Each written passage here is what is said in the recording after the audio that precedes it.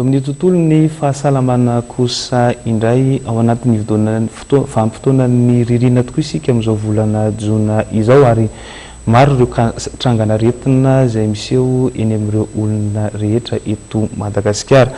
Manoloana azy indrindra ary dia misy ny torohevitra izay entin'ny mpitsabo amintsika amin'ity hariva ity. Andro mangatsiaka, fihetsehana aretina maro.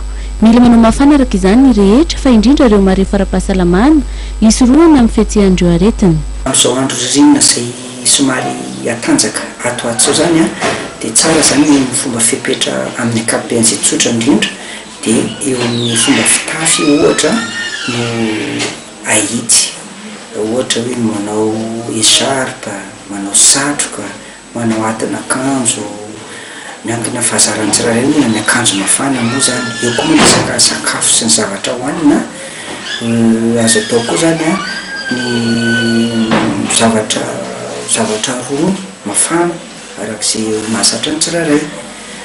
Ao koa mety ny trano ho amin'ny fahazarana ve misy mahazatra mampiasa climatiseur setra ireny fa tsy dia tena atao matetika loatra ireny, miankina le karazany koa zany efa rahasainay ampiasaina. Efa akaiky ihany koa ny fanadinana na ny fifindrana fanadinana ara-panjakana, manome torohevitra ihany koa ny mpitsabo mba hanampiana ny mpianatra hanamora ny fitadidiana.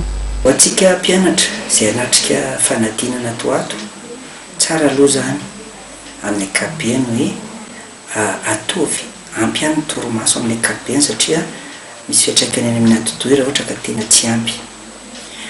Faharoa manarakarak'izay ny fomba fianarana zany manana ny mahazatra azy moa tsirairay fa amin'ny ankapobeny dia aleo raha azo atao ny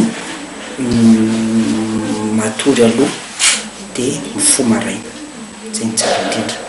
Fa samy ilaina avokoa na ho amin'ny andro mangatsiaka na ho andro ankizy mpianatra ny fihinanana sakafo ara-pahasalamana.